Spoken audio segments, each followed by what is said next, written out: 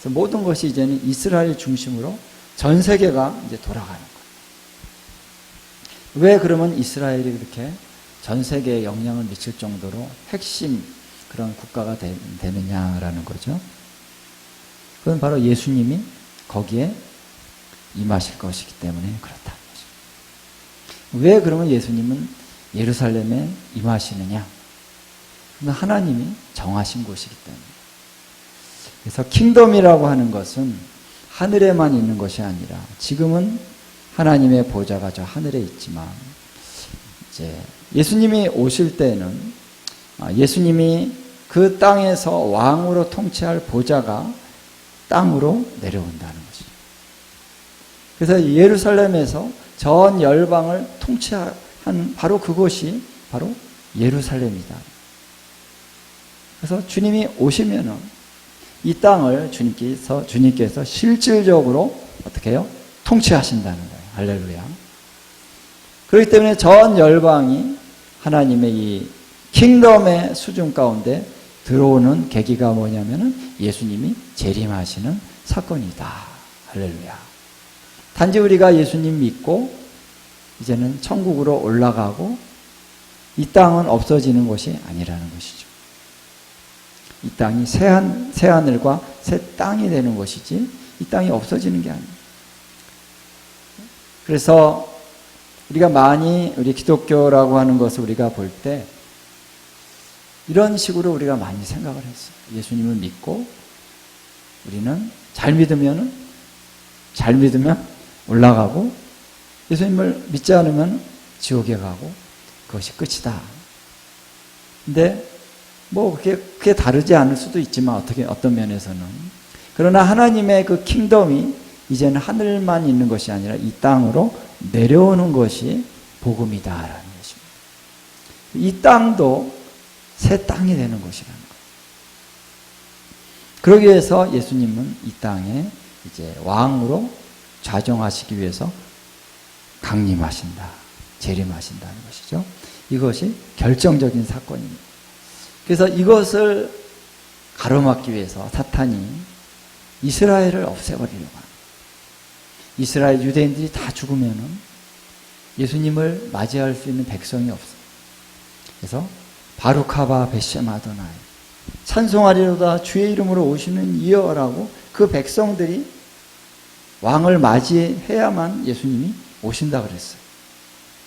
근데 그 백성들이 없어지면은 예수님이 올 수가 없다라고 하는 이제 논리적인 결론에 이르지만 그럴 일은 없습니다. 주님의 권세와 능력이 그럴 일은 없죠. 주님이 반드시 이루신다는 거예요. 근데 사탄은 그냥 최후의 발악을 하는 거예요.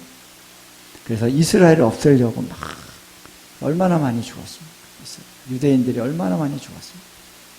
이번에 야드바셈이라고 이제 홀로코스트 기념관에 갔습니다. 거기 여러분 뭐 이미 아시죠? 600만의 유대인들이 죽었다. 왜 그러면 유대인들을 그렇게 죽이려고 그러냐? 유대인들이 없어져야지 예수님이 재림할 수가 없기 때문에. 사단의 논리예요. 사탄의 논리입니다. 그러나 그렇게 되지는 않죠. 하나님께서 이스라엘을 지키신다. 할렐루야. 그래서 이스라엘은 지금 너무나도 고통스럽지만 여전히 이스라엘은 더 강대해지고 있습니다. 이제 이스라엘은 더 강대해질 거예요. 여전히 전쟁은 있지만 그래서 이 이방의 그 악한 세력들이 이스라엘을 더 지금 치려고 더 많은 세력들이 이제 이스라엘을 위해서 연대할 것입니다. 아까 얘기한 것처럼 러시아와 함께 이런 연대가 더 강해질 것입니다. 근데 이스라엘은 더 강해질 것이에요. 할렐루야. 그리고 이스라엘이 이제 회복이 될 것입니다. 이스라엘이 이스라엘다운 모습으로 회복될 것인데 가장 중요한 것은 성전이 세워지는 것이다. 그래서 이스라엘이 성전이 있는 그런 나라로 7년에 한 이래를 보낼 것입니다. 그동안 이제 사탄의 또 공격이 있어서 이 큰 환란이라 그러죠. 큰 환란이 일어나면서 또 이스라엘에 많은 사람들이 또 죽을 거예요. 그 환란은 전무후무한 환란이기 때문에 대환란이라 그러죠. 더 많은 사람이 죽을 거예요. 전무후무하니까 아마 600만보다 더 많은 유대인들이 죽게 될 것입니다. 성경에 보면은 3분의 1이 죽는다 그랬습니다. 3분의 1인가 3분의 2인가. 스가랴서에 보면 있는데 3분의 1, 3분의 2인가 같은 건. 그래서 엄청나게 많은 이스라엘 사람들이 죽을 것입니다. 물론 이방인도 많은 사람이 죽는다는 말이 있죠, 성경에. 여러분, 이제 이러한 대격변이 일어나게 된다는 것이죠. 그리고 이제 끝에 주님이 오시면서 이 모든 것들을 이제 평정해 가신다. 이것이 이제 우리가 마지막 때를 배우는 것인데, 이제 앞으로 이런 일이 일어날 수 있을까? 이렇게 생각하는 그런 모든 말씀이 이제는 이루어지는 것을 우리가 보게 될 것입니다. 하나님의 말씀이니까. 이미 우리는 그것들을 경험하고 있어요, 지금. 우리가 코로나 사태, 이런 일이 어떻게 이 세상에 있을 수 있을까? 이런 일들이 코로나를 겪으면서 우리가 겪었잖아요. 이제 이거보다 더 큰 일들이 지금 이제 일어나게 될 것이라는 거죠. 그래서 여러분, 우리가 이 환난과 고난과 고통에 대한 우리가 바른 이해를 갖는 게 참 중요해요. 왜 이 세상에 이런 고통이 올까?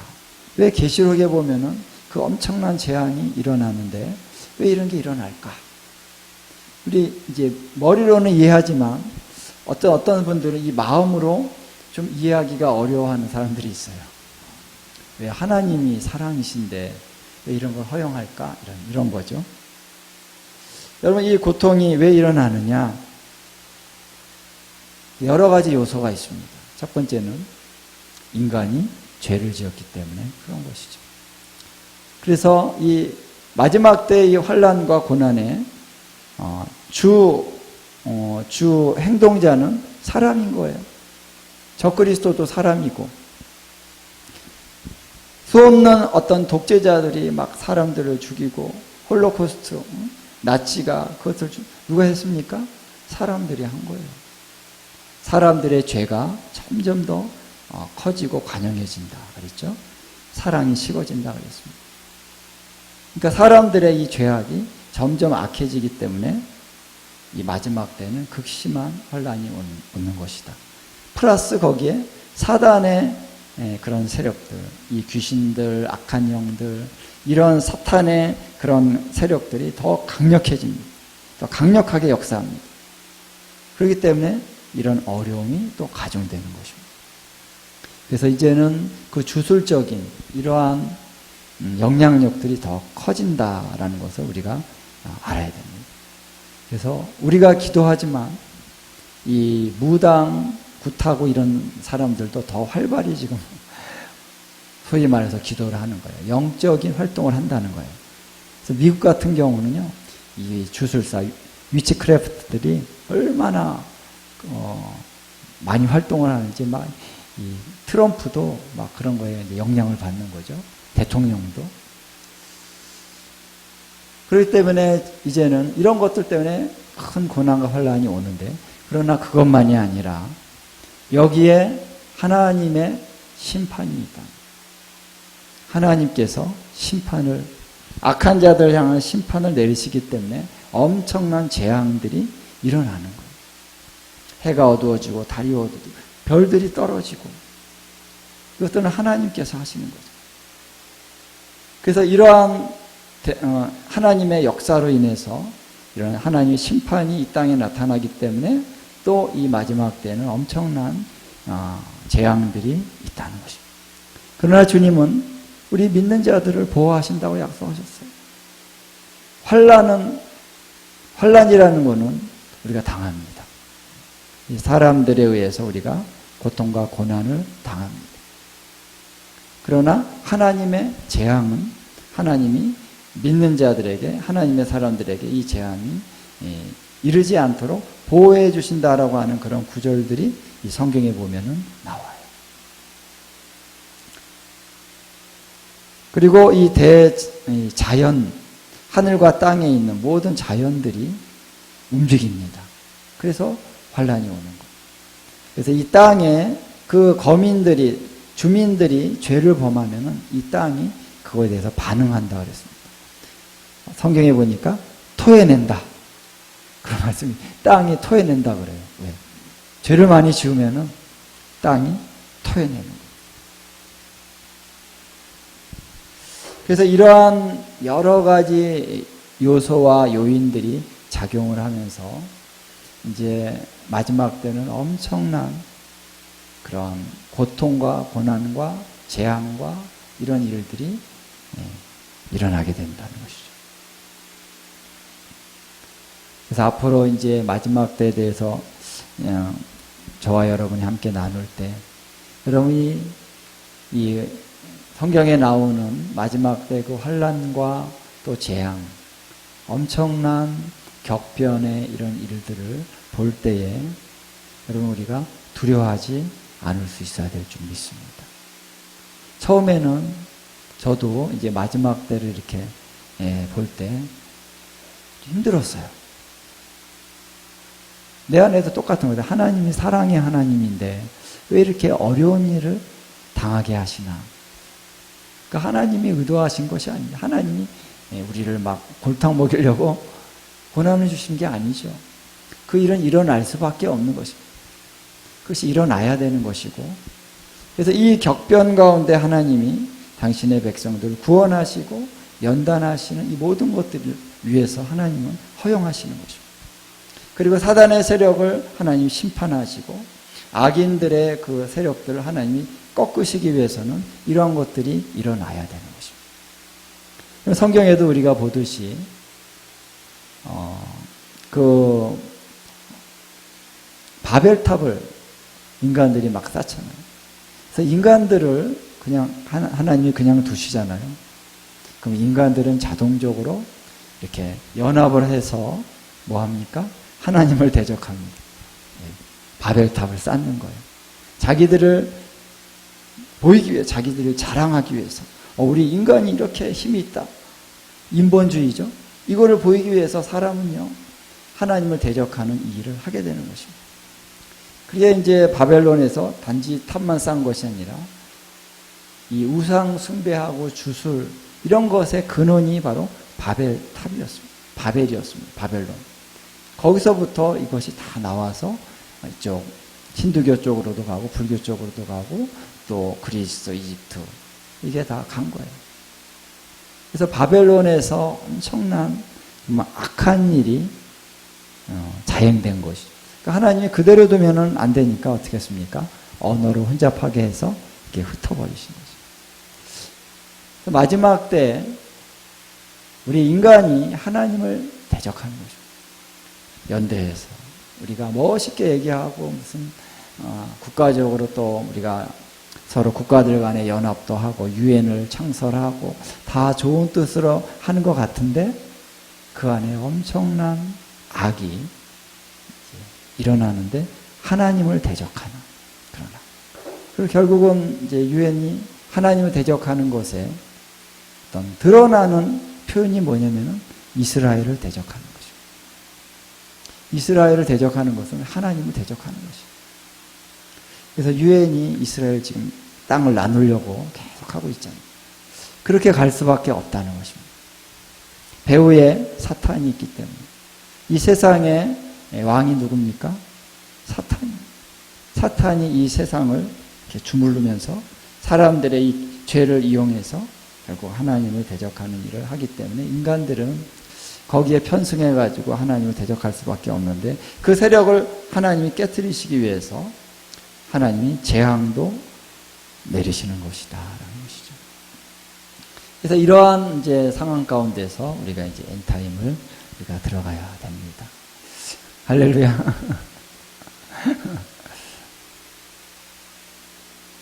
그래서 여러분 좀 믿음으로 담대해지셔야 돼요. 이제 말씀이 이제는 실제로 나타납니다. 우리는 지금 공부를 하지만 이제는 실제로 나타난다고요.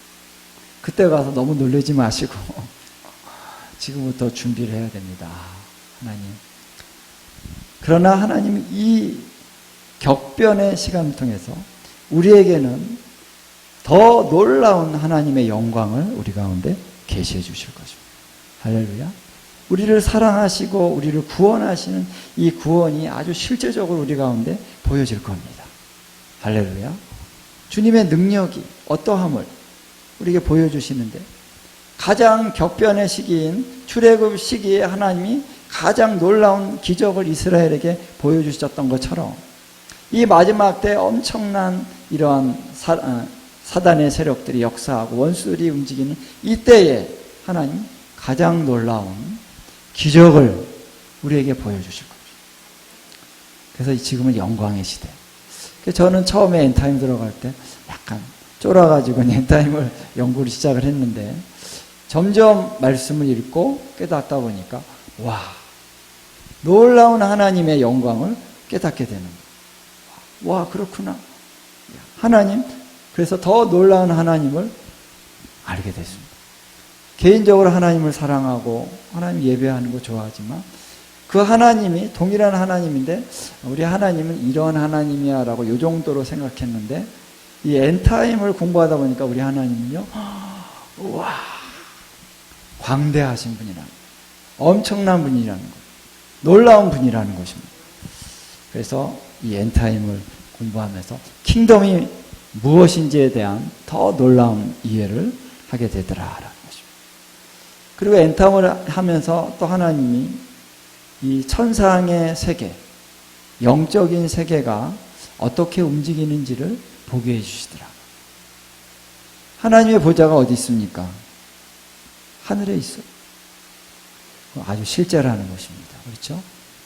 우리가 이제 영적인 사역을 하시는 분들이 이미 그런 거 많이 경험도 했고, 그런 이제 메시지도 많이 들었기 때문에, 또 그렇게 보고 온 분들도 많이 있기 때문에 우리는 그것이 실제라고 하는 것을 알고 있지만, 이 성경을 통해서 보니까 이 어떤 우리가 은사적으로 이제 환상이 열리는 것 아니라도 성경을 보면서 묵상을 하다 보면은 이렇게 그냥 보이는 거예요. 보좌가 있고, 그렇죠? 천군 천사들이 둘러 진쳐 있고, 거기에 네 생물이 있고, 또 24장로들이 있고, 그것을 주님이 이렇게 자세히 이렇게 연구하다 보니까 어느 정도의 구도가 보이는 거예요. 보좌가 있고, 24장로가 이렇게 둘러서 자기의 보좌가 있고, 네 생물이 있는데 네 생물이 이렇게 보좌를 둘러 있을 뿐만 아니라 보좌를 받들고 있다는 것이죠. 그것이 네 생물입니다. 그것을 이제 스랍도 나오고 이제 그룹도 나오죠. 그룹이라는 말이 더 많이 나오는데 스랍과 그룹은 차이가 있어요. 차이가 있는데 어쨌든 비슷해요. 그들이 바로 보좌를 이렇게 받들고 있는 존재들이다. 그래서 얼굴이 네 가지가 있죠. 예. 그런 것들이 좀 처음에는 좀 이상하게 느껴졌는데 자꾸 이렇게 연구하고 기도하다 보니까요, 그런 모든 것들이 영적인 실체라는 거죠. 하나님 보좌 주변에 그 네 생물이 있는 것입니다. 우리가 성령으로 우리가 예배하며 나갈 때 사실은 이 네 생물을 경험하는 분들이 많이 있어요. 이 네 생물과 그 보좌가 함께 우리 예배 가운데 임하는 것입니다. 그것이 보이는 거예요. 보이는 분들은 보이고 안 보이는 분들은 느끼고. 그래서 우리가 예배할 때 먼저 이 천사들이 먼저 와요. 하나님의 영광을 보기 전에. 에스겔도 그렇죠. 에스겔도 먼저 이 네 생물을 먼저 경험합니다. 그리고 나서 영광의 하나님의 보좌를 경험할 때 엎드리게 되는 것이고, 거기서부터 하나님의 보좌로부터 하나님이 말씀하시는 거죠. 이런 영적인 실체가 지금 움직이고 있는 거예요. 이 땅 가운데서도. 그래서 마지막 때를 이렇게 보면서 영적인 부분에 대한 이해가 더 분명하게 서게 됩니다.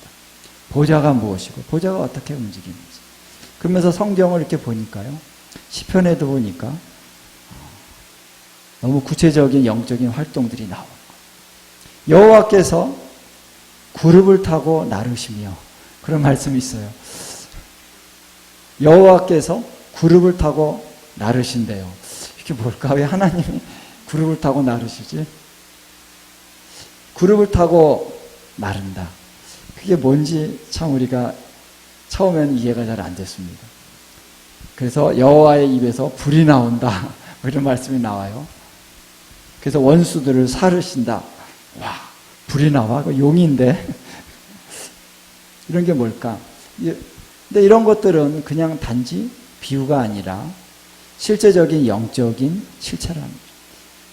하나님께서 영적인 세계를 움직이시는데 천사들이 방문하고 하나님의 그 보좌의 영광으로 이 땅에 성령 안에서 임하시잖아요. 나타내시고 임하십니다. 그런 모든 것들이 실체다라는 것이죠. 그런데 예수님이 이제 재림하여 오실 때는 그 실체가 이 보좌의 영광, 아버지의 영광이 이제 우리가 예배할 때 살짝 경험되는 차원이 아니라 이 땅에 임하신다는 거예요. 그 영광으로, 그 아버지의 영광으로 예수님이 오신다는 것입니다. 할렐루야. 그래서 모든 육체가 보리라. 우리 지난 시간에 얘기했죠. 육체라고 하는 건 우리 인간 얘기하는 거예요. 연약한 인간들이, 모든 족속들이 그 영광을 보리라. 그리고 통곡하리라. 그 통곡이 왜 나옵니까? 그 영광을 보기 때문에 통곡하는 거예요. 그러한 일이 이제 실제로 일어나는 것이죠. 할렐루야. 그래서 여러분들의 사이즈를 좀 키워야 됩니다. 영적인 사이즈를. 우리의 어떤 상처와 우리의 연약함 가운데 우리가 이렇게 둘러싸여 있음으로 해서 뭐 두려워하고 염려하고 이런 어떤 자기 연민 이런 거에서 우리가 좀 돌파해야 돼요. 그리고 하나님의 말씀 안으로 들어가서 와, 우리 하나님이 지으신 이 세계가 이런 차원이구나. 영적인 그 하늘의 그런 차원이 있고 이 땅의 차원이 있는 거죠. 이 두 가지가 같이 움직이는 것이에요. 그래서 와, 이렇구나. 저는 그래서 놀랐습니다. 이런 게 이런 거구나. 그냥 내가 생각했던 세계관이 다 깨져나가는 거죠. 내가 예수님 믿다가 죽으면 이제 천국 가면 끝이야. 뭐 천국 가서 그냥 편히 쉬는 거야. 이런 게 아니에요. 하나님의 나라는 놀라운 것입니다. 여러분. 그래서 이제 이 마지막 때를 우리가 공부해 가다 보면요. 하나님의 킹덤이라는 것에 더 놀라운 차원이 우리 가운데 열리게 되는 것이죠. 우리가 영원히 하나님을 찬양할 것입니다. 어떻게? 그 보좌 앞에서. 그때는 주님의 하늘의 보좌가 이 땅에 내려와서 하늘과 땅이 하나가 됩니다.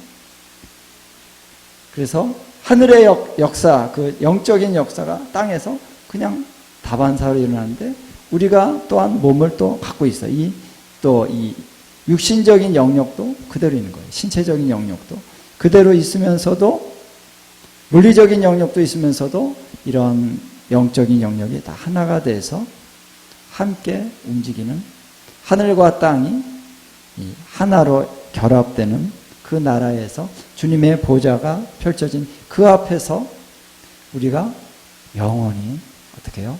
하나님을 섬길 것이다. 아까 우리 찬양을 했죠. 그 찬양을 저는 할 때마다 참 영원히 찬양합니다. 어떻게 해요? 영원히 찬양할 거.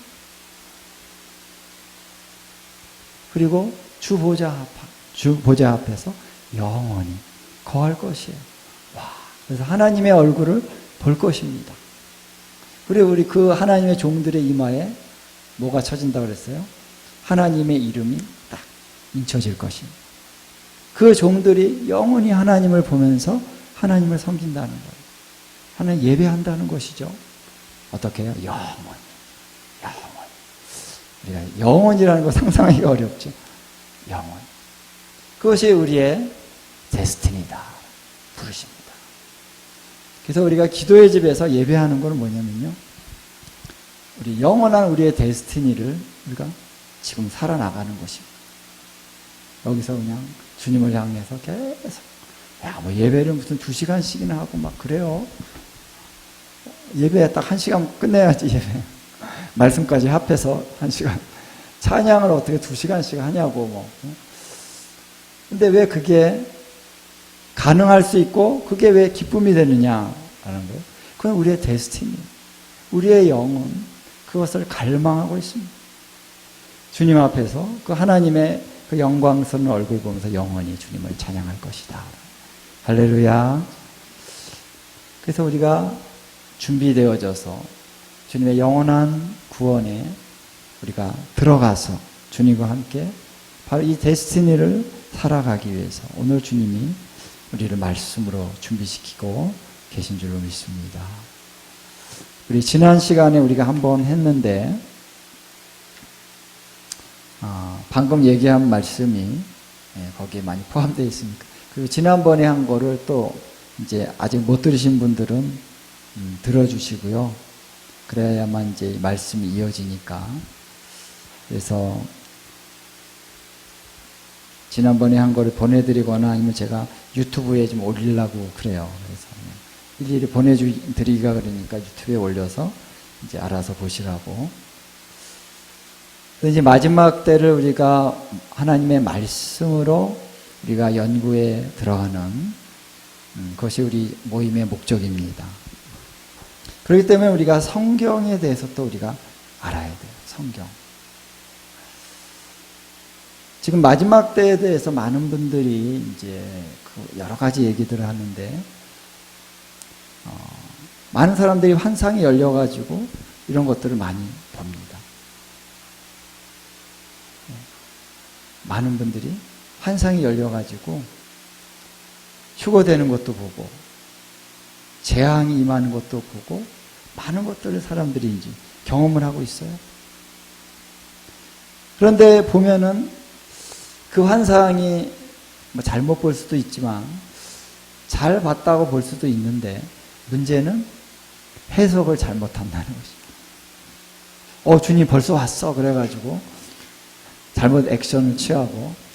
그래서 저도 옛날에 우리 92년도에 뭐 예수님이 휴거된다, 오셔도 휴거된다, 이것 때문에 굉장히 큰 어려움이 있었잖아요. 그 어린아이들이 막 환상을 보고 그랬다는 건데, 어떻게 보면 환상을 본 것이 잘못되지는 않았을 수도 있어요. 근데 환상을 해석하는 그 해석이 잘못됐다. 환상을 딱 보고 주님이 곧 오신다 그러니까 막 해가지고 거기에서 이제 오류가 발생할 수 있는 소지가 있었다는 것이죠. 그래서 우리가 해석을 잘해야 되는데 성경을 통해서 해석을 해야 된다. 할렐루야. 그렇죠? 그래서 성경을 가지고 마지막 때를 해석을 해야만 정확하게 이 엔타임을 우리가 바르게 경험할 수 있게 된다는 것이죠. 그래서 이 성경을 왜 우리가 성경을 통해서 이 엔타임을 해석을 해야 되느냐 하는 부분을 오늘 좀 나누기를 바랍니다.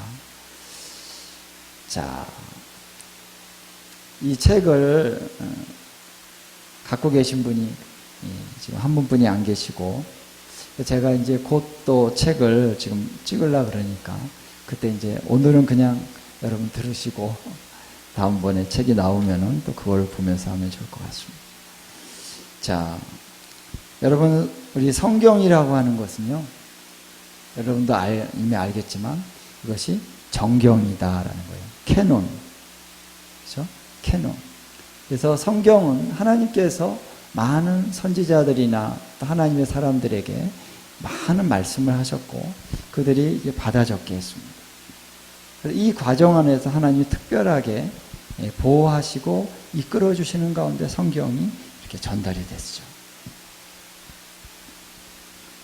그런데 그 중에서도 특별히 하나님이 선택을 하셔서 성경 66권을 딱 하나님이 이렇게 우리 손에 오게 하셨다. 물론 여러분 뭐 여러 가지 특히 뭐 요즘에 에녹서가 많이 얘기가 되더라고요.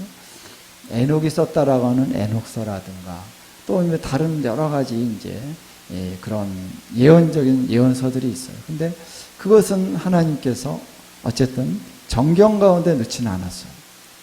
뭐 그것이 뭐 틀렸느냐? 꼭 그러지 않을 수도 있어요.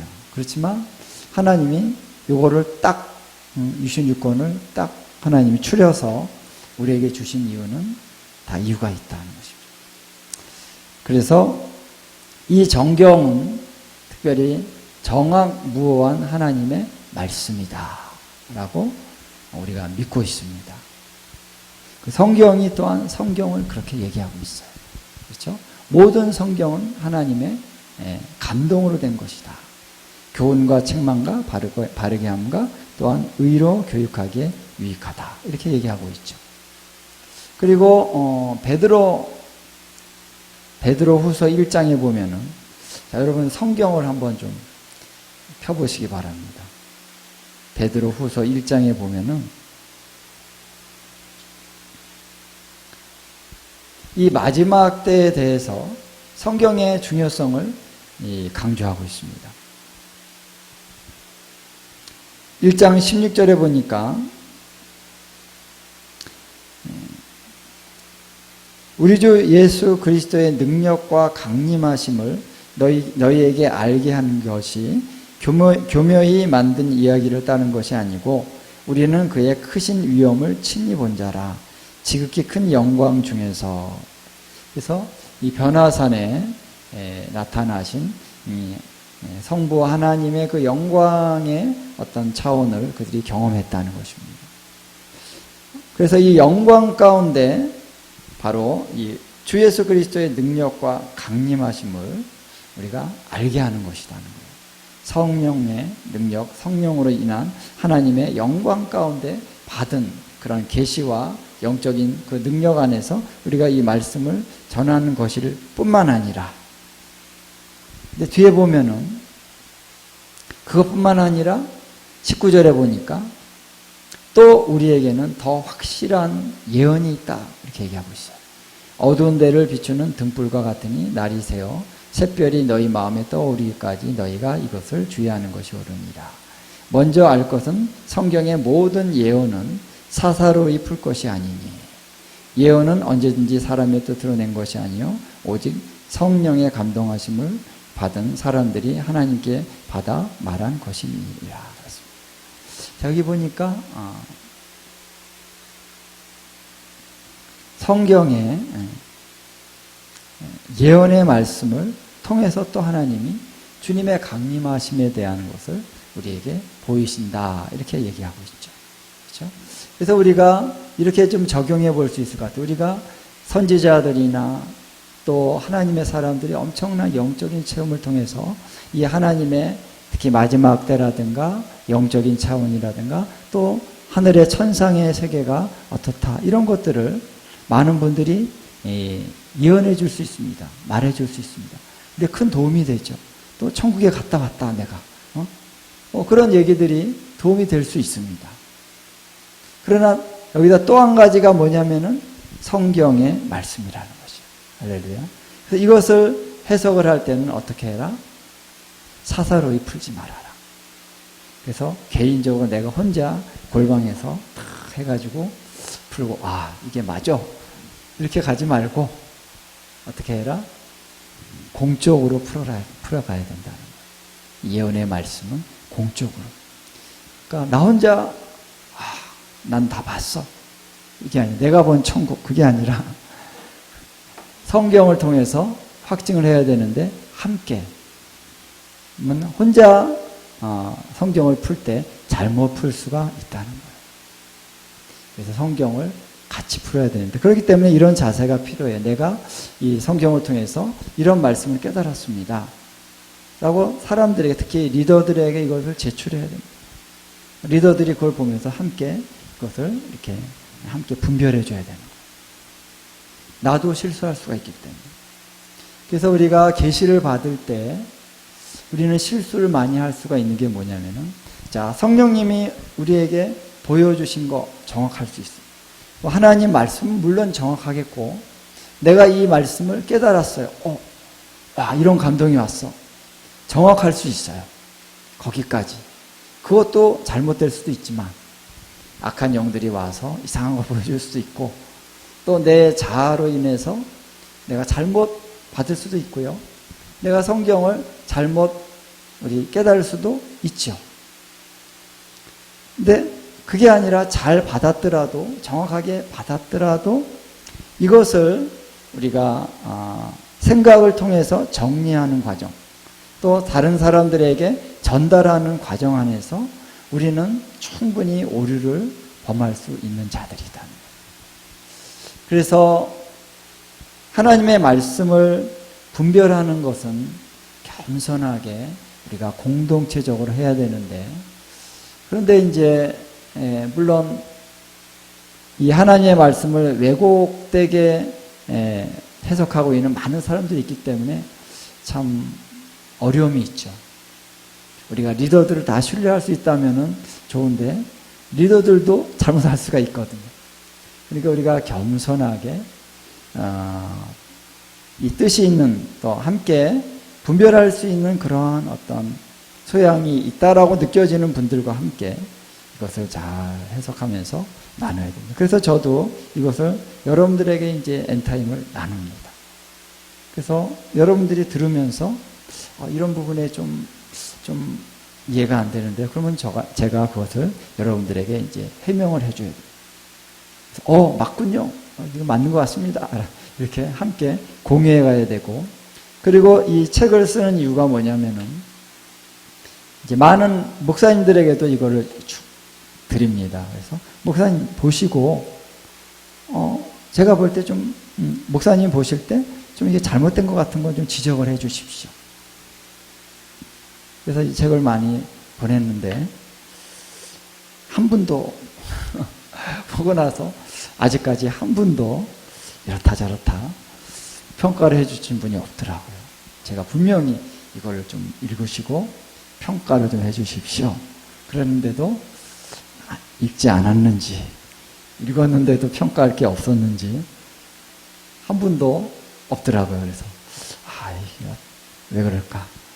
제가 좀 더 자세히 써야 되겠나. 그리고 이제 쓰면서, 그래서 어떤 많은 분들에게, 특히 이제 목사님들에게도 이것들을 나누고, 내가 좀 너무 지나치게 해석한 부분이 있으면은 잘 지적을 해 주십시오. 이렇게 좀 나눔을 가지려고 하는 것이죠. 자, 그래서 성경을 기록한 이 구약과 신약의 이 많은 정경의 말씀, 이것을 통해서 우리가 특별히 마지막 때에 대한, 특히 예수님의 강림하심에 대한 이 말씀을 우리가 잘 해석을 해야 된다라는 것입니다. 성경에 그렇게 나와 있는 거예요. 성령으로 계시받는 것도 하고 말씀을 가지고 분별하는 것도 하고 둘 다 해야 된다라는 것이죠. 그래서 하나님의 말씀은 우리의 신앙의 기준이 되는 말씀입니다. 기준. 그렇죠? 이 말씀이 기준이 되고 척도가 되는 말씀입니다. 자, 그래서 성경을 해석할 때 성경으로 해석해야 된다. 성경을 다른 것에 의해서 해석을 하면 어떻게 되는 것이죠?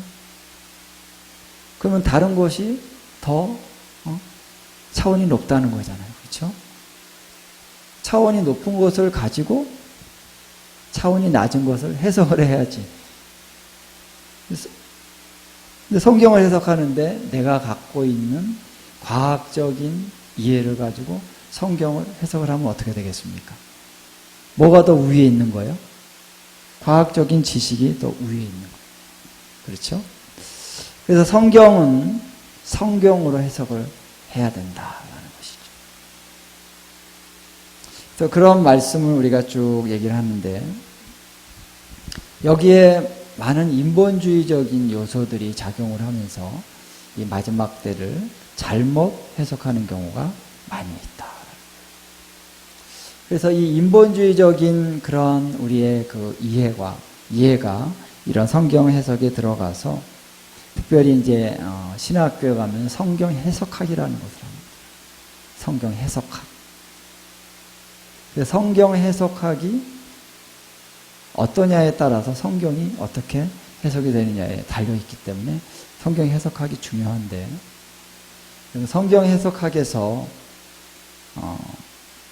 과거에 많은 성경 해석에 있어서 우리가 축자 영감설이라는 걸 얘기를 했어요. 축자 영감설은 뭐냐면은 성경의 말씀 그 한 단어 한 글자에도 어떤 영감이 있다. 성령의 감동으로 한 글자 한 글자가 다 쓰여졌다. 라고 믿는 게 축자 영감설이고, 그거 아니다. 그냥 의미적으로 영감을 주신 것이지, 한 글자 한 글자가 다 맞는 게 아니다. 이렇게 이제, 얘기하는 해석이 있는데, 뭐가 더 맞을까?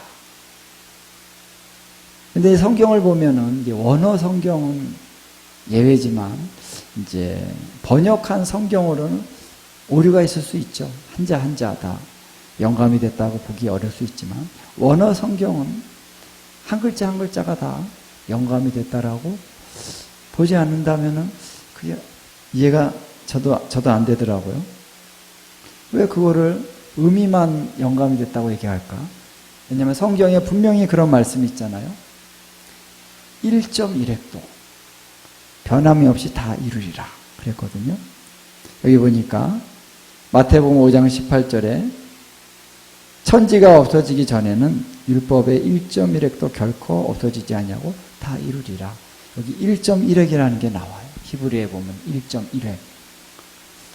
그러니까 글자 한자 한자 이 점 한 점에도 다 영감이 돼 있다라고 성경은 분명히 얘기하고 있거든요.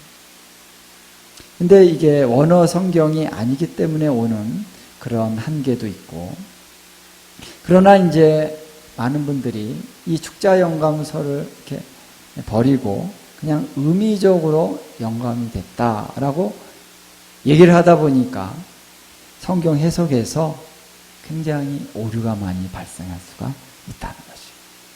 그래서 현대 신학교에서 왜 하나님의 말씀이 분명히 있는데 이상하게 인본주의적인 그런 차원을 해석하는 것 같은 해석이 많이 나오고 있어요.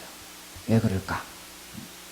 그 이유가 축자 영감서를 버리고 그냥 의미적인 영감, 의미상으로 영감을 줬다. 이렇게 믿는 사람들이 많기 때문에 그래서 어떤 약간 이런 부분들이 이제 허용이 되기 시작하는 것입니다.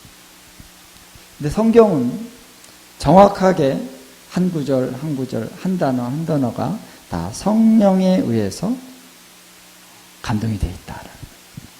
근데 이제 성경을 막상 보면은 좀 이해가 안 되는 부분이 있어요. 앞뒤가 안 맞는 것 같고.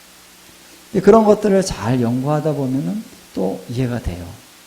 그래서 우리가 이해가 안 되는 게 있다 그래서 그거를 성경의 어떤 영감서를 우리가 바꿔버리면 안 되는데 이렇게 지금 좀 가고 있는 모습이 있다라는 것입니다.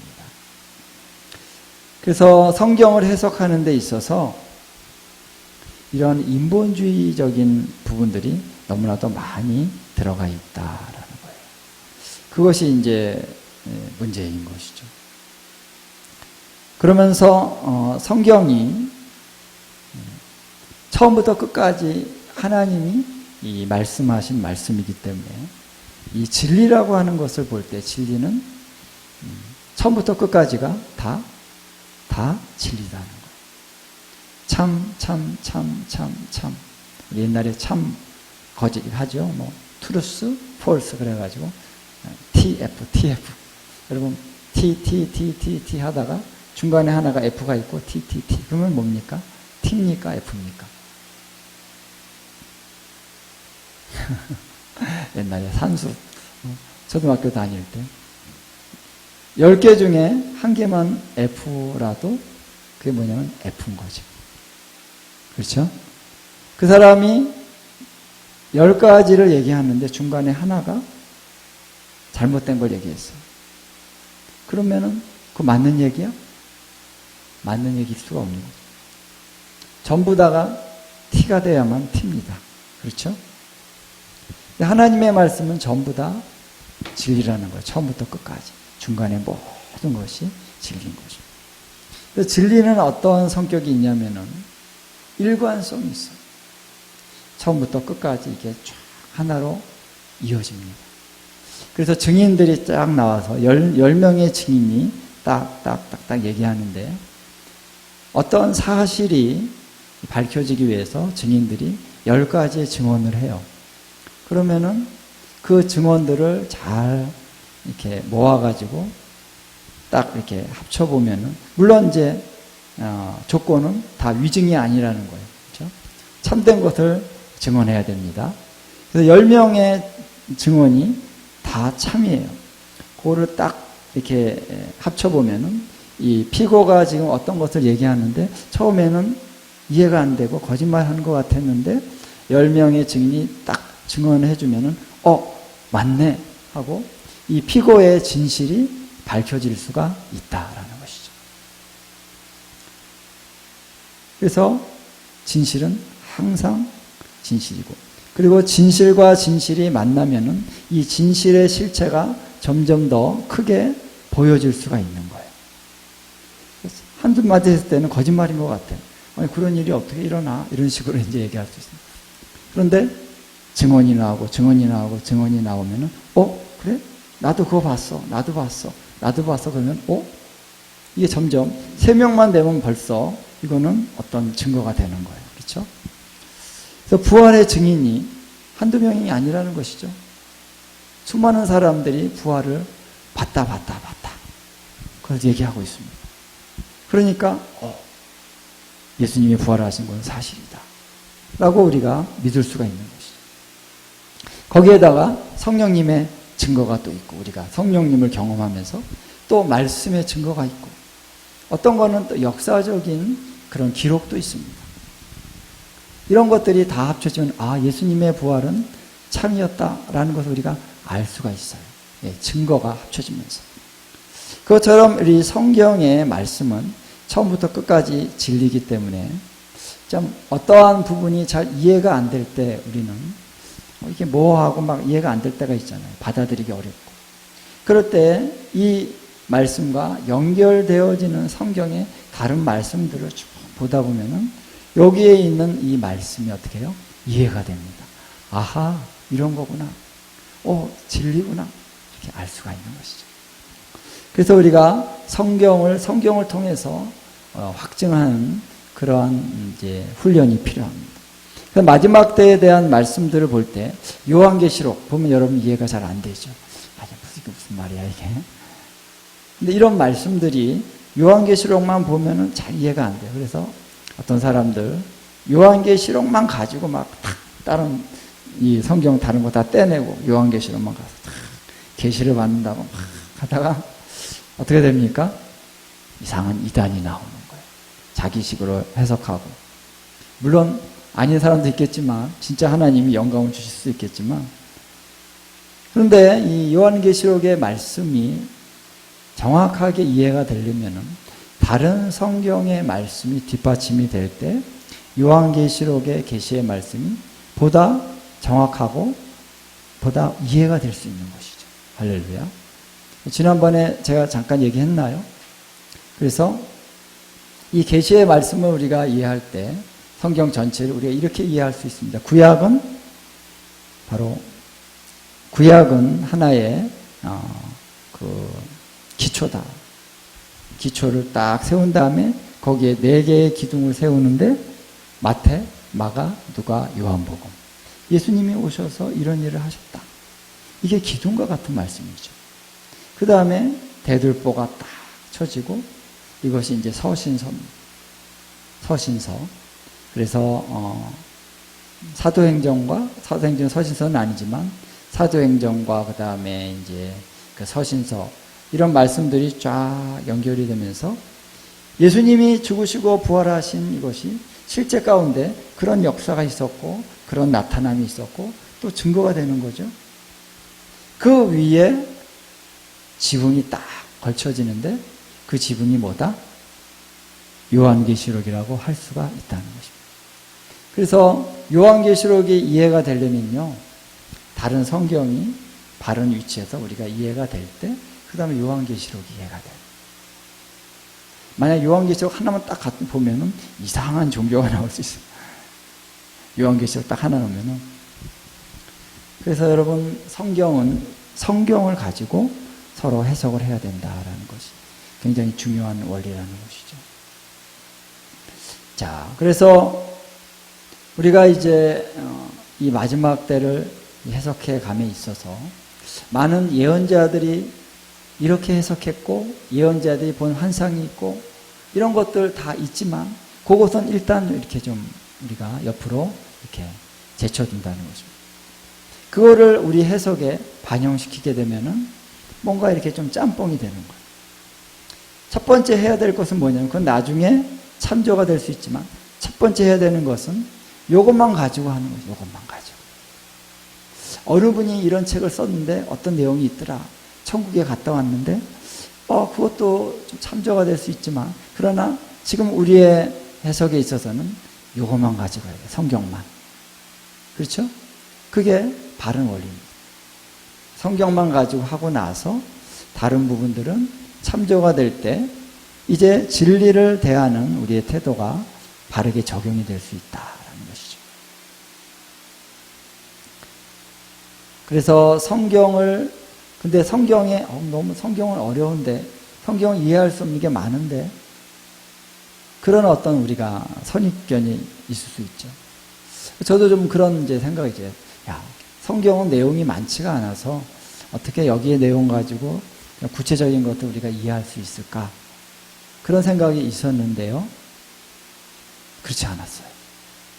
성경을 해석을 하는데, 요한계시록을 해석하는데, 이 관련된 말씀이 다른 말씀과 연결될 말씀이 내가 생각하는 것보다 더 엄청나게 많았다는 거죠. 연결이 됩니다. 할렐루야. 그러면서 이해가 되는 거예요. 특히 구약에 있는 말씀, 그래서 선지서에 있는 말씀들이 요한계시록과 연결이 되는 구절이 반드시 있더라는 거예요. 짝이 되는 말씀들이. 그래서 서로 연결되는 그 말씀들을 찾아가서 여기에 말씀을 연구하고 하다 보니까 여기 요한계시록의 내용이 더 분명하게 이해가 되더라. 할렐루야. 그러면서 반대로 요한계시록의 내용이 이렇게 이해가 되니까 여기의 말씀도 더 이해가 됩니다. 할렐루야. 그러니까 서로가 이렇게 왔다 갔다 하면서 더 이해되고 더 이해가 되고, 그래서 상승작용이 일어나면서 이 말씀에 대한 이해의 폭이 점점 커지는 것을 경험하게 되더라라는 것이죠.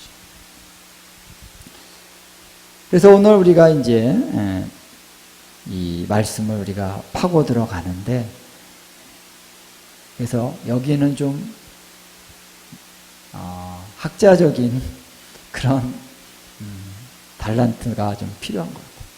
파고드는, 책을 파고들고 그 의미를 파고드는 이런 게 좀 필요해요. 기도하고 계시를 받는 이런 차원만이 아니라 성경을 연구하고, 그럼 별것 아닌 것 같은 것도 연구하고 들어가다 보면 뭔가가 나옵니다. 그래서 그 의미가 무엇일까라고 하는 것을 이게 연구하는데, 이 두 가지가 다 필요해요. 영감도 필요해요. 주님의 성령님이 붙잡아 주시지 않으면 우리가 너무 분명한, 논리적으로 이게 분명한데도 우리가 모를 수가 있습니다. 자기 편견이 들어가니까. 그래서 두 가지. 아까 베드로 후서에 나온 것처럼 영감, 성령의 감동. 또 하나는 하나님의 말씀을 연구하는 것. 이 두 가지가 같이 가게 돼야 된다는 것이죠. 그래서 이러한 이제 과정들을 쭉 가다 보니까요, 정말 이 선지서에 있는 그런 말씀들이 요한계시록하고 정말 연결되는 것이 굉장히 많아요. 굉장히 많아요. 우리 생각보다. 또 마태복음 24장, 25장도 마찬가지입니다. 그러면서 이 말씀이 연결되면서 이제 말씀에 대한 그 내용이 더 크게 이해가 되는 거예요. 이런 일이 있었다 만이 아니라 어떤 상황이었냐, 어떤 효과가 있었고 그 후에 어떤 일로 연결되느냐, 이런 것까지도 이게 스토리가 이렇게 연결이 된다는 거죠. 예를 들면 우리가 영화에 대한 예고편을 보면은 번쩍 나가면은 무슨 내용인지 잘 모르죠. 이거는 무슨 약간의 힌트는 얻지만 영화 내용이 뭔지 모르잖아요. 그렇죠?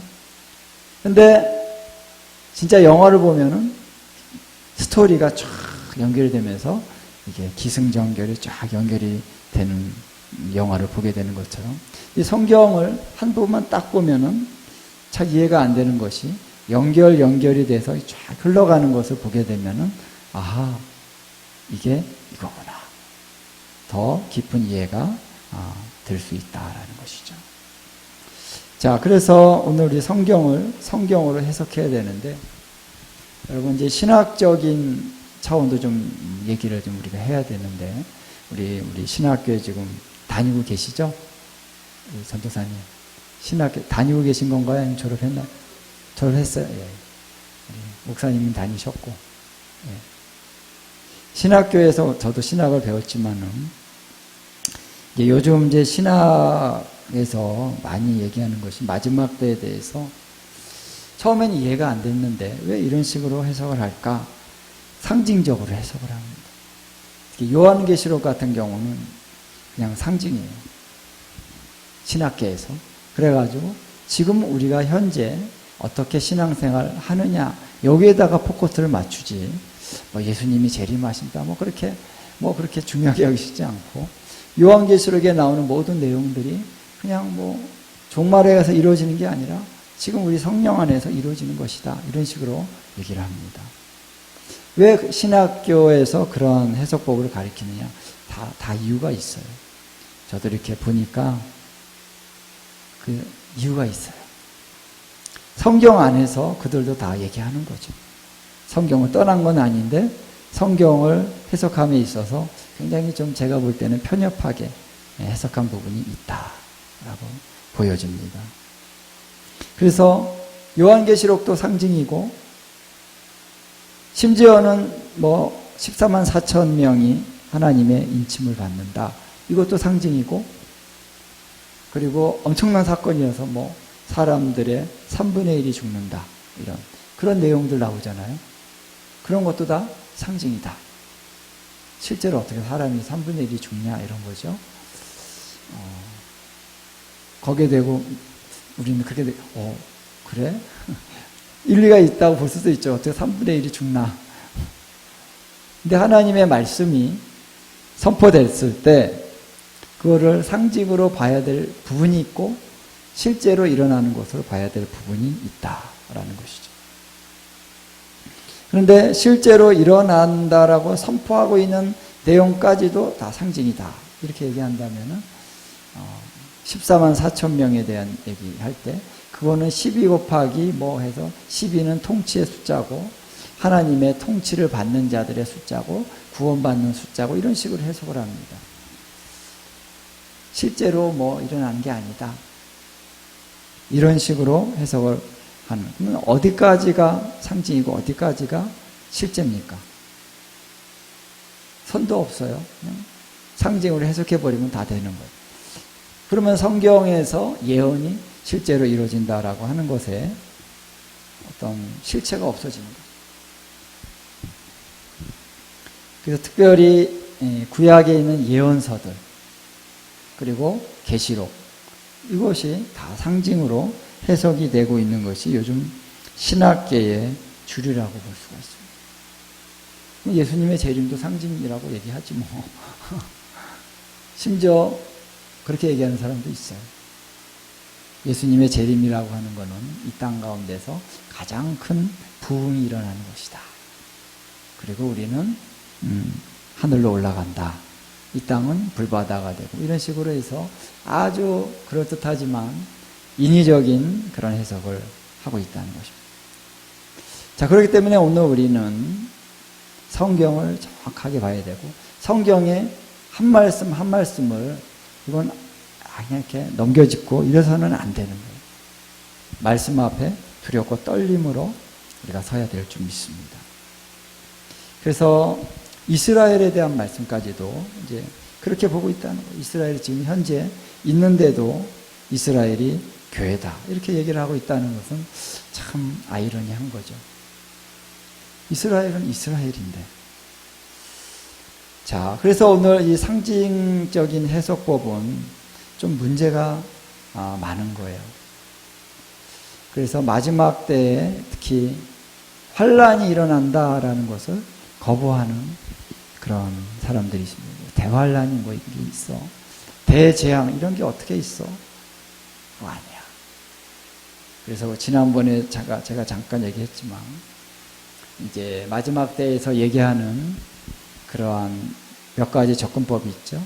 무천년설이 있고 또 후천년, 전천년 이렇게 세 가지로 크게 볼 수 있는데 무천년은 지금이 천년 왕국이지 천국 왕국은 천년이라는 것이 실제로 천년이라는 게 아니라 오랜 기간 동안에 하나님의 백성들이 통치하고 다스리는 걸 얘기하는 것이다. 지금이 무천년, 지금이 천년 왕국 시대야. 이렇게 얘기하는 것이 이 무천년. 그리고 후천년은 교회가 점점점 부흥되고 탁월한 어떤 영광에서 영광으로 교회가 이제 발전된다. 충만케 된다. 그래서 교회 안에 그 하나님의 영광이 가장 충만할 때 예수님이 오신다. 그래서 천년 후에 예수님이 재림하시는 것이다. 이렇게 얘기하는 게 후천년이죠. 전천년은 예수님이 오시고 난 다음에 그 다음에 천년이 오는 것이다. 근데 우리가 여러분 이제 요한계시록을 또 선지서들을 우리가 정확하고 정직하게 본다면 전천년이 맞는 거예요. 하나님의 말씀을 어떻게 우리가 왜곡시킬 수 있습니까? 성경은 분명히 예수님이 오시고 그 다음에 천년이 된다 그랬는데 아니 무슨 예수님이 그래서 천년 동안 그리스도께서 성도들과 함께 통치한다. 그게 천년 왕국인데 어떻게 예수님이 오시지도 않고 통치를 합니까? 근데 후천년이나 무천년은 하늘에서 지금 통치한다는 거예요. 예수님 오시지도 않고 저기 위에서 통치하는 것을 얘기하는 것이다. 이렇게 얘기합니다. 자, 근데 우리가 이러한 신학적인 관점에 너무나 오랫동안 길들여져 있기 때문에 이 하나님의 말씀으로 지금 얘기하는 이러한 이제 진리를 좀 우리가 받아들이기를 좀 어려워하는 분들이 많이 있을 수 있어요. 그렇게는 한 번도 본 적이 없기 때문에. 그렇죠? 우리가 지상에 예수님이 오셔서 여기서 천년왕국을 한다 그러면은 다 이단이다 이렇게 얘기를 해요. 이단이 먼저 그렇게 얘기했기 때문에. 그러니까 우리는 그렇게 생각하면 안 돼. 반대로 거꾸로 하다 보니까 이상한 엔타임이 나왔습니다. 그래서 우리는 이제 우리 안에 이렇게 엉켜져 있는 잘못되고 좀 이렇게 왜곡되어 있는 부분들을 말씀으로 다시 다 새롭게 해야 됩니다. 그래서 이스라엘을 알게 되면서 성경이 다시 바뀌었다 그랬죠. 성경에 대한 이해가 바뀌었는데 급진적으로 바뀌었다는 거예요. 제가 그동안 이해했던 저도 장로교 쪽에서 신학교를 나왔고 물론 목사 안수는 이제 여기 HIM에 와서 받았습니다만 근데 제 생각 가운데 있었던 이것이 다 깨지는데 시간이 엄청 많이 걸렸어요. 이스라엘을 알게 되면서 성경이 다 바뀌는 거. 선지서에 이스라엘이 돌아온다만 나온 것이 아니라 또 다른 얘기들이 많이 나오잖아요. 예수님이 재림하시고 이런 것들 메시아가 오셔서 어떻게 한다 이런 게 다 나오잖아요. 그러니까 선지서를 상징적인 것이 아닌 실제적인 것으로 받아들이기 시작하면서 관점이 다 바뀌니까 하나님의 나라의 그 도래는 엄청난 것입니다. 놀라운 것입니다.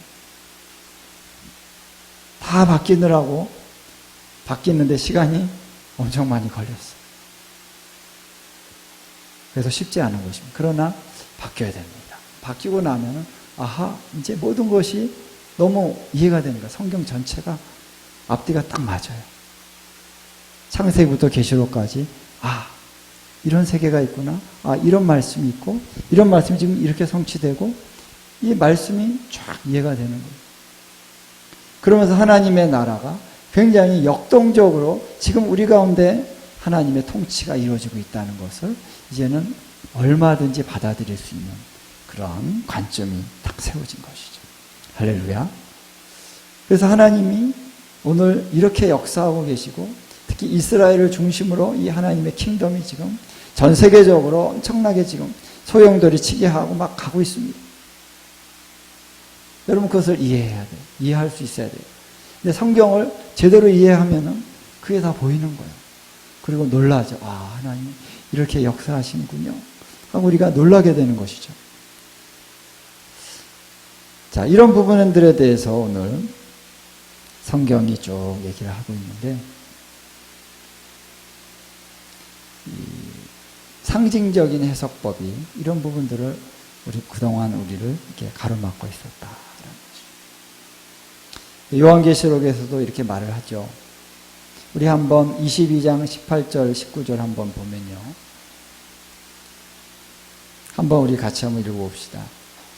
특히 이제 마지막 때를 얘기했던 이 요한계시록을 다 쓰고 나서 뒷부분에서 이렇게 얘기를 하고 있죠. 우리 한번 같이 읽어보도록 할까요? 시작.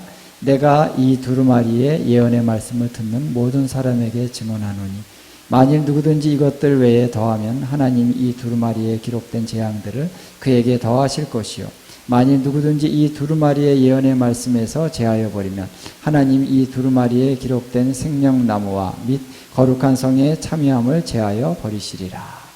예. 하나님이 더하거나 빼면 안 된다 그랬어요. 그렇죠?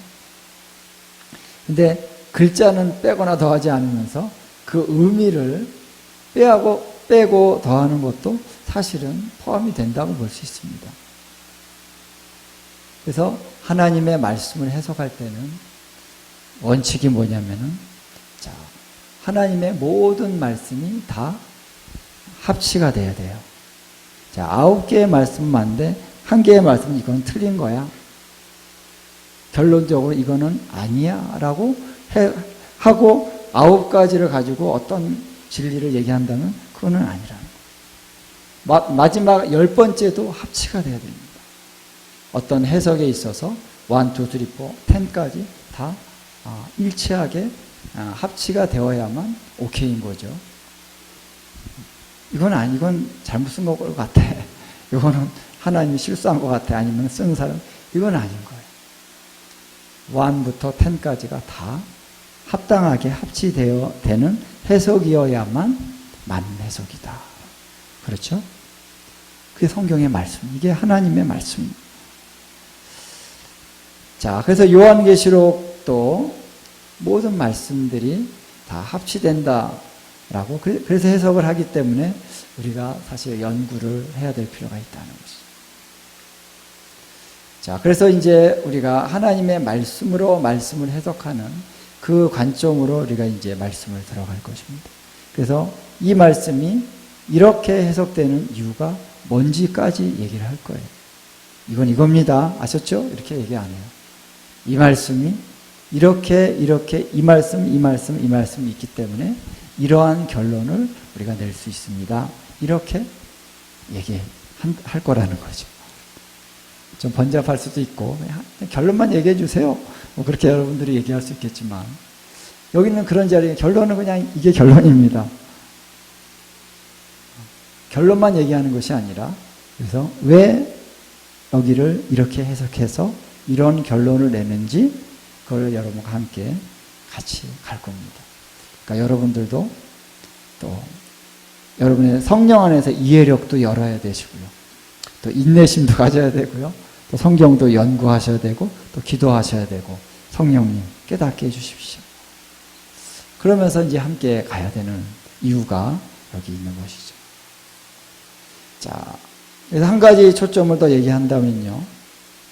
자, 성경을 해석함에 있어서 우리가 왜 이 성경에 대한 해석이 많이 왜곡됐고 어려워졌느냐. 저도 성경을 막 이해해 보려고 막 노력을 하는데 이해가 안 되는 거예요. 신학교 갔는데도 이해가 안 돼요.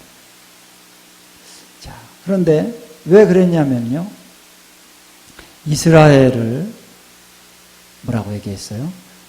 교회다. 이렇게 하는 관점을 여기다가 딱 투입을 했다는 거예요. 신학을 연구할 때. 그걸 뭐라고 합니까? 이스트, 누룩이라는 거예요. 이스라엘은 이꼬르 교회다. 예루살렘 이꼬르 교회다. 요 이스트를 딱 우리 안에 넣었어요. 예? 예? 누군지 모르지만 어쨌든 이거가 이제 초대 교회 시대부터 이방인들 그런 지도자들을 교부라고 해요. 교부. 교회의 아버지. 교부라고 그러는데 교부들의 이제 내용들 보면 그렇게 나와요. 벌써 그때부터. 그래서 이스라엘의 중심성을 배제하기 시작하면서부터 성경이 이제 왜곡돼요. 그런데 이제 교회사를 배우면요 그런 게 나와요. 그래서 이스라엘을 아시는 분들은 이제 교회사를 쭉 얘기를 하죠. 그러면서 우리가 존경하는 성 어거스틴이 바로 이 신학을 정립한 분이죠. 존경할 부분도 있어요. 존경할 부분도 있는데, 그리고 우리 종교개혁의 어떤 아버지 마틴 루터도 이러한 관점에서 유대인들을 엄청나게 핍박까지 한 부분이 있다는 거예요. 글로. 직접 한 건 아닌데 글로. 유대인들에 대해서. 이러한 이제 우리 조상들의 그런 누룩과 같은 요소들이 이 신학에 딱 들어갔습니다. 그리고 성경을 해석하려고 그러니까 성경이 제대로 해석이 될 수가 없어요. 그래서 그동안은 좀 이해를 해요. 왜냐하면 이스라엘이 없었으니까 저 땅에. 유대인들은 있었지만 유대인들 보면 막 그냥 핍박받고 막 사람들 미워하고 그러니까 아마 그렇게 더 작용할 수 있었어요.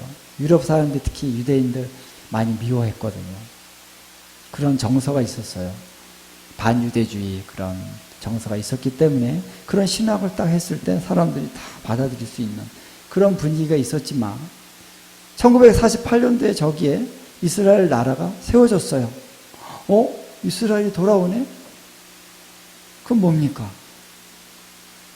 하나님이 이스라엘을 돌이키신다 하고 저기 이스라엘이 생겼어요. 근데도 이스라엘이 교회라고 얘기하는 사람은 낯 높고 기억자도 모르는 사람하고 똑같은 거예요. 이스라엘이 교회라고 그랬는데 교회가 아닌 이스라엘이 생겼잖아요. 저기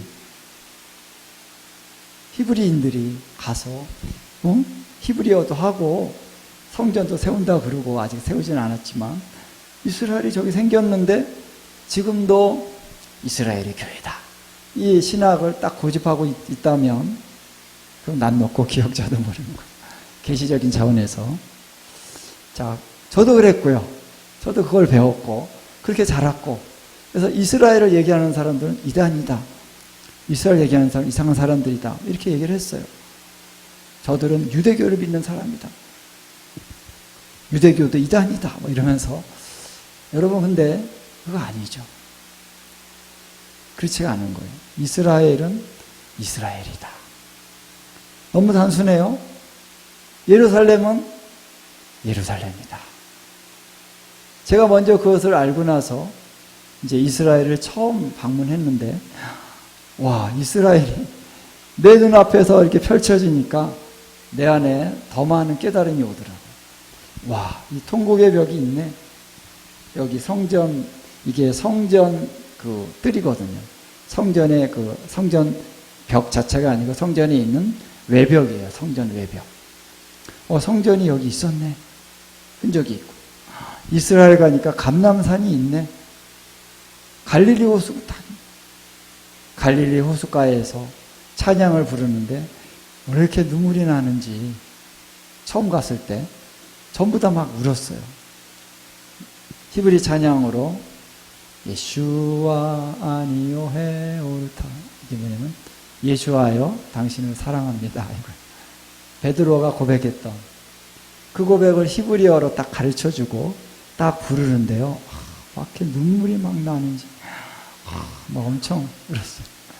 저만이 아니라 다른 분들도 왜 눈물이 났을까? 뭐 내가 별로 그렇게 뭐 감성적으로 뭐 그런 사람이 아닌데 거기에 예수님이 성령 안에서 계신 것 같아요. 그분이 거기 거닐었던 그 땅이라는 거예요. 그 자체만으로도 증거가 되는 거지. 와, 여기 예수님이 걸으셨던 땅이라서 이 땅에 오면은, 그래서 이스라엘이 저기 다시 세워졌고 지금 예언의 말씀대로 수많은 유대인들이 지금 저기로 돌아오고 있습니다. 알리야하고 있어요. 알리야 말씀 이해하죠? 돌아오고 있다는 거예요. 그럼 뭡니까? 예언이 이루어지고 있는 거예요. 와, 이거 보고 우리는 놀라야 되는 거예요. 하나님의 예언의 말씀은 성취되는구나. 할렐루야. 이스라엘이 저기에 세워진 것 자체가 미러클입니다. 성경에 그런 말씀이 있죠. 어떻게 나라가 하루 만에 세워지겠느냐. 근데 이스라엘은 세워진다. 이사야의 말씀이 그대로 성취됐어요. 하루 만에 이스라엘이 나라가 됐어요. 그리고 막 전쟁하고 그러는 거 다 하나님 이겨내게 하시고 건재하게 아직도 이스라엘이 있다. 할렐루야. 이번엔 성전산을 가서 좀 여러 가지를 봤습니다. 설명도 듣고 성전산 딱 보면 여기 동쪽으로 뭐가 있죠? 감람산이 있어요. 그리고 여기 기드론 시내가가 딱 있습니다. 아주 실제로 보는 것이죠. 성전에서 딱 보는데 감람산이 딱. 그래서 성경에 보면은 하나님의 영광이 다시 동쪽으로 온다. 감람산에 옵니다. 여호와의 영광이 감람산에 그 발을 밟을 때 마지막 그때 감람산이 쫙 갈라진다. 그래서 피신한다. 그리고 그분이 성전으로 다시 들어온다. 이런 말씀들이 다 있어요. 그래서 이스라엘로 인정하기 시작할 때 우리가 그동안 못 봤던, 보지 못했던 영역들이 이제는 보여지기 시작할 수 있는 문이 열려질 것이다. 라는 것이죠. 그래서 이스라엘의 회복은요, 마지막 때 예언의 성취의 구심점이다. 구심점. 성경 특별히 예언의 말씀은 전부 다 이스라엘이에요.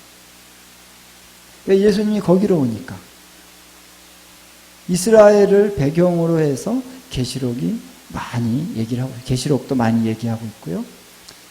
그리고 선지서도 보면 이스라엘을 중심으로 예언이 다 선포가 됐어요. 예루살렘이 어떻게 될 것이고, 이스라엘이 어떻게 될 것이고, 또 이 외적 이방인들이 이스라엘을 어떻게 침략할 것이고, 그들이 어디로 올 것이고, 아마겟돈이라고 하는 것은 무기또의 산들이라는 뜻이에요. 무기또가 어디 있느냐 하면 저기 갈릴리 쪽에 있습니다.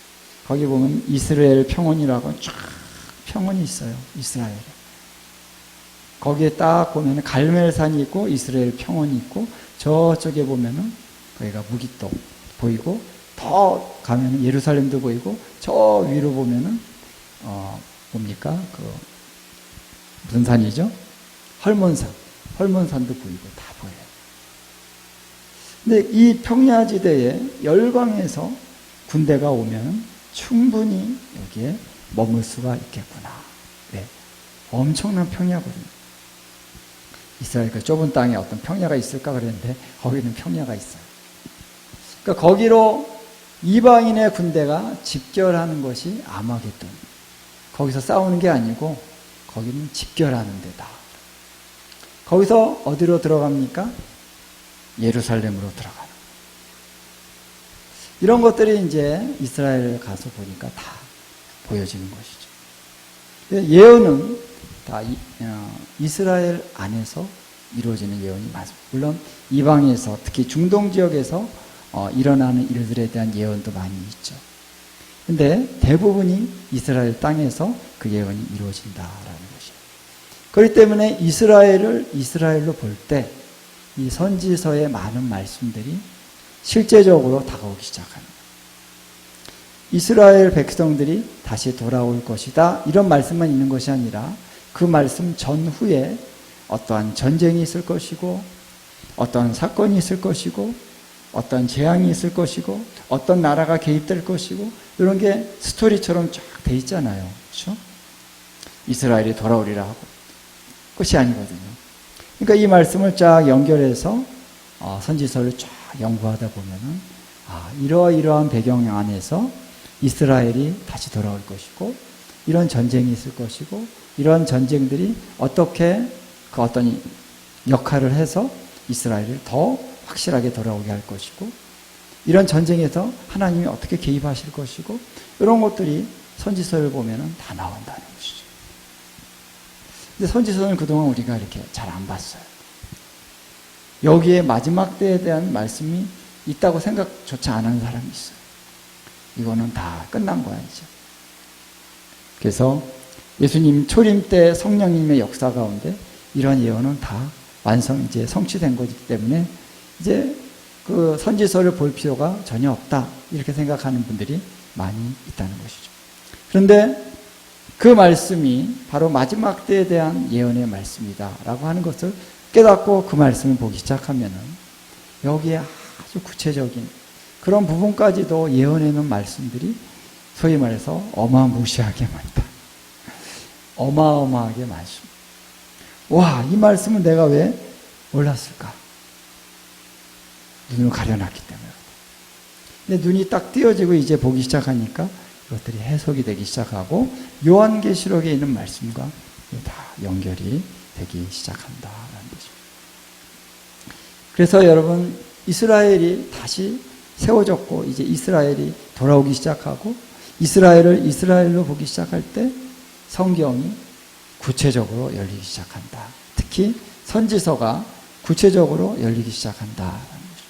그리고 마지막 때가 어떻게 전개되어질지 이스라엘과의 그 첫 땅과 관련하여서 이루어지는 것입니다. 그러면서도 영광스럽죠. 영광스러운 차원으로 주님이 역사하셔요. 그런데 저 땅과 관계없는 것이 아니라 저 땅과 관계 있게 저 땅 안에 그 영광이 나타나는 것이죠. 더 놀라운 거죠. 할렐루야.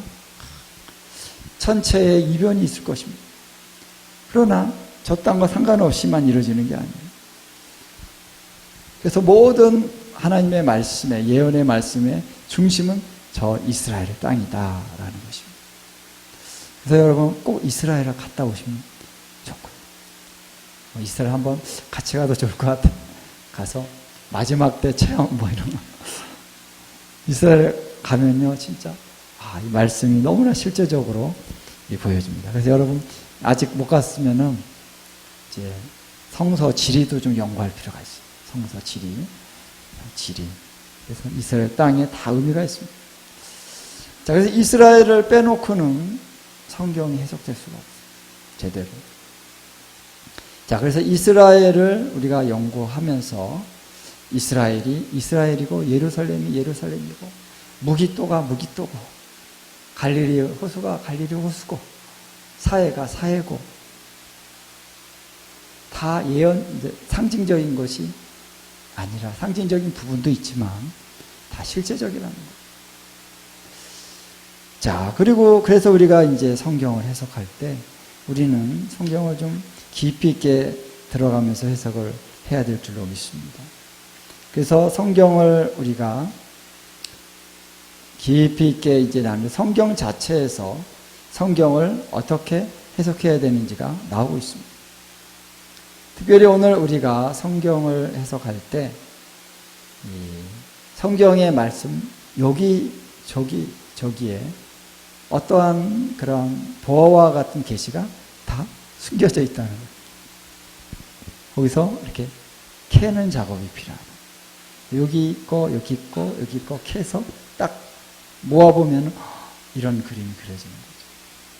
그래서 저도 이제 그런 예언을 몇 번 받은 것 같아요. 2번인가 3번인가.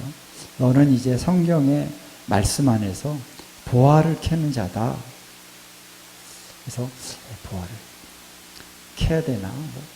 그게 뭔가. 그런데 나중에 와서 보니까 바로 이 말씀. 그래서 주님이 진짜 저는 지난 시간에도 얘기했습니다만 주님이 이렇게 알려주시는 거예요. 이걸 봐라. 여기를. 그런 감동을 주셔서 이렇게 보다 보니까 여기서 이게 하나로 연결이 되는. 그러면서 보다 큰 그림이 그려지기 시작하는 것이죠. 그래서 여러분 성경을 근데 적용할 때 잘해야 되는 거예요. 문제가 뭐냐면은 이 말씀 맞는 것 같아요. 탁탁탁 아무렇게나 맞추면 안 되고 이 성경에 보면 예를 들면은 여기 이제 요엘서가 있다 그러면은 요엘서에서 어느 말씀을 우리가 해석을 할 때 먼저는 요엘서 전체를 봐야 되는 거예요. 요엘서 전체를 통해서 이 말씀이 요엘서 안에서 어떤 의미가 있다는 딱 체크해 놓고 그 다음에 요한계시록의 말씀이 어떤 부분도 딱 요한계시록 전체를 보고 요거를 이게 잘 맞나? 합당하게 맞출 수 있는 건가 하고 딱 이렇게 연결해야 되는데 그렇게 하지 않고 인간적인 관점에서 딱 연결해 버리는 사람들도 있다는 거예요. 그런 연결을 하는 것 때문에 이상한 얘기들이 나온다. 이단이 나온다는 거예요. 그래서 인본적으로 갖다 맞춰서는 안 되고 여기서의 문맥, 이 문맥 안에서 요 의미는 요거다. 여기가 맞으면 여기 전에도 맞아야 되고 후에도 맞아야 되는 거죠. 그래서 적절하게 맞춰야 되는데 이게 그냥 억지로 해가지고 뭐 단어가 하나 같다 그래가지고 이게 딱 맞춰버리면은 그건 안 되는 것이죠. 그렇죠? 그래서 그런 부분에서 우리가 조심해야 되기 때문에 제가 성경을 지금 해석함에 있어서 특별히 5개의 성경을 좀 깊이 있게 이렇게 해놨어요. 그러느라고 책이 좀 두꺼워졌어요. 먼저 요한계시록 전체를 봐야 됩니다. 마태복음 24, 25장을 전체를 봐야 돼요. 전체에서 또 한 부분이 어떤 의미가 있는지 여기에 어떤 타임라인이 쭉 나오잖아요. 요한계시록도 나오고 그 다음에 요엘서, 그 다음에 스가랴서, 다니엘서 이 5가지의 책을 중점적으로 이렇게 깊이 있게 터치를 했습니다. 왜 이제 스가랴 또 요엘서, 다니엘서를 했냐면은 요게 성경의 말씀이 대체로 이 순서대로 되어 있어요. 말씀이 타임라인 순서대로 되어 있어요. 그럴 때 전체로 5가지를 선택을 했는데 여기에 물론 이사야서, 예레미야서, 뭐 이런 에스겔서 이런 것들도 적절하게 이제 인용을 하면서 이렇게 전체적인 이제 진행을 쭉 해가고 있는 것이죠. 자, 그래서 우리가 적용할 때도 이게 합당한가 잘 봐야 돼요. 그냥 억지로 갖다 맞춰서는 안 돼요. 그래서 한 가지의 증거가 딱 맞다고 이게 단어가 같다 그래서 딱 맞추면 안 되고 항상 2-3가지, 3가지 이상 맞아야 돼요. 그렇죠? 증인을 세웠는데 한 사람의 증인만 가지고는 힘이 약해요. 근데 3사람의 증인이 같은 말, 같은 흐름에서 얘기한다 그러면 이거는 받아들일 수 있는 것처럼 그런 태도가 우리가 필요하다는 것이죠. 자, 그래서 이제 신구약 성경을 같이 연결함에 있어서 사실 내가 이런 얘기를 하면은 이제 신학을 배운 분들은 많은 질문을 할 겁니다. 신학 이론하고 안 맞는데 거기에 대해서도 내가 답변을 다 해줘야 되기 때문에 신학을 공부해야 되는데 사실 신학을 제가 잘은 모릅니다. 무슨 신학 너무 많더라고요. 그냥 장로교 신학. 제가 신학교에서 배울 때는 좀 열심히 배우려고 했습니다. 그래가지고 흐름을 좀 타려고 했는데 제가 박사 논문을 쓸 정도로 그렇게 해박하진 못하고 그냥 약간 근데 신학적으로도 답이 돼야 돼요. 그래서 저도 필요하면 더 공부를 해야 될 필요도 있을 것 같긴 한데요. 어쨌든 성경이 앞뒤 전후가 다 맞아야 된다라는 것이죠. 보통 작업은 아니에요. 그래서 제가 좀 힘들었습니다. 이거 하느라고. 그냥 맞아야 되니까 그냥 즉흥적으로 감동대로 쓰면 금방 쓸 텐데 이거 쓴 다음에 또 맞춰보고 이거 아닌 것 같은데 이게 설명이 안 되는데 다시 설명하기 위해서 또 기도하고 그럼 하나님의 단서를 또 찾고 이렇게 하면서 맞추려다 보니까 좀 시간이 많이 걸렸어요. 자, 그래서 하나님의 계시를 받는 예언적인 계시도 마찬가지고요. 이제 하나님의 말씀을 통해서 우리가 계시를 받고 이해에 도달하기 위해서는 사실 우리가 주님 앞에 머무는 시간이 많이 필요하다. 기도하고 예배하고 예배 가운데 주님이 이것도 풀어주시더라고요. 그냥 연구만 한다고 되는 게 아니라 연구 가운데 뭔가가 탁 이게 떠오르는 게 있고 막 맞춰지는 게 있어야 되는데 도무지 이게 진도가 안 나가는 때가 있어요. 근데 기도하면 주님이 탁 이렇게 맞춰주시고 그런 적이 많이 있습니다. 기도해야 됩니다. 그래서 우리 하박국서 2장 1절 2절 보면은 제가 한번 읽어볼게요. 내가 내 파수하는 곳에 서며 성내에 서리라. 그가 내게 무엇이라 말씀하실는지 기다리고 바라보며 나의 질문에 대해 어떻게 대답하실는지 보리라 하였더니. 이런 자세가 필요하다는 거죠. 파수하는 곳, 성내에 가서 하나님이 어떻게 말씀하실지를 우리가 기다리고 기도하고 또 묻고 이러한 과정이 필요하다. 그래서 진리를 우리가 깨닫는 것은 그만큼 우리가 하나님 앞에 나가야 되는 것이죠. 그냥 어느 날 갑자기 확 오는 게 아닙니다. 선지자들도 마찬가지죠. 선지자들이 하나님의 그 말씀을 받기 위해서 그냥 딴 일 하다가 갑자기 오고 막 그런 게 아니라 그럴 때도 있지만은 평소의 삶 속에 그들은 늘 하나님의 임재 가운데 주님께 기도하고 또 이미 주신 예언의 말씀들을 막 묵상하고 이런 일들을 선지자들이 했다는 거죠. 그러면서 하나님의 말씀을 들으면은 기록하고 이것도 분별도 하고 선지자들도 그렇게 했습니다. 그래서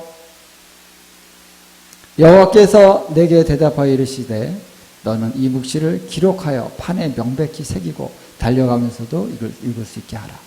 하나님의 모든 계시는 묵시는 정확합니다. 확실합니다. 그래서 기록해라. 그냥 뜬금을 잡는 식으로 뭔가 몽롱하고 그래서 막 비몽사몽간에 이렇게 물론 비몽사몽간에 많이 오지만 비몽사몽 그런 어떤 좋은 의미가 아니라 그냥 항상 자기 생각 가운데 막 왔다 갔다 하다가 이건 것 같아. 그런 게 아니라는 거죠. 하나님의 계시는 분명하게 임하고 그걸 또 기록해라. 처음에는 잘 모르지만 나중에는 그것을 깨닫게 된다라는 것이죠. 이와 같은 태도로 우리가 특별히 마지막 때에 대한 말씀이나 또 성경의 여러 말씀들을 우리가 연구하고 진리를 깨달아야 될 줄로 믿습니다. 예언의 말씀도 마찬가지고요. 자, 그래서 선지자들도 이 말씀들을 대할 때 그냥 계시만 받은 것이 아니라 연구를 했다. 자, 선지자인 다니엘이 예레미야 선지자의 그 말씀을 읽고 그것을 기억하면서 연수를 깨달았나니 그랬죠. 다니엘서 9장에 보면 나옵니다.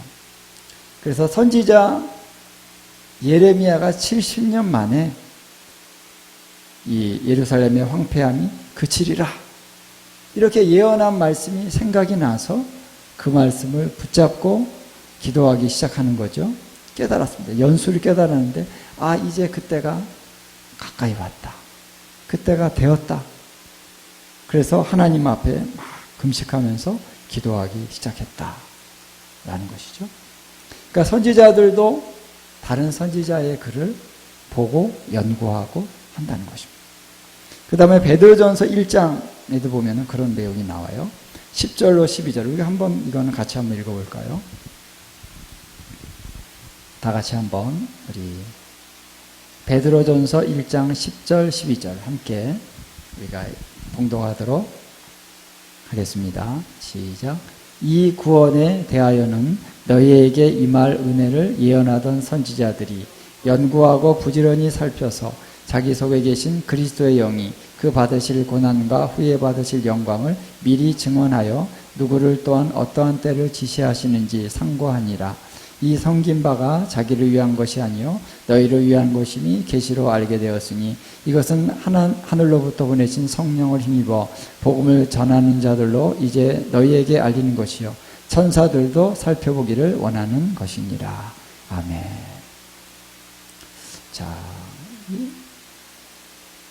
이 말씀 우리가 잘 한번 우리 이렇게 음미하면서 보면요.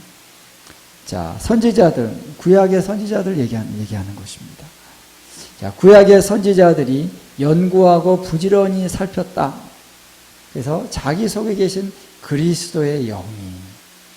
그래서 선지자들은 그리스도의 영이 바로 그들 가운데 계시를 주신 거죠. 그렇죠? 성령으로 받은 것입니다.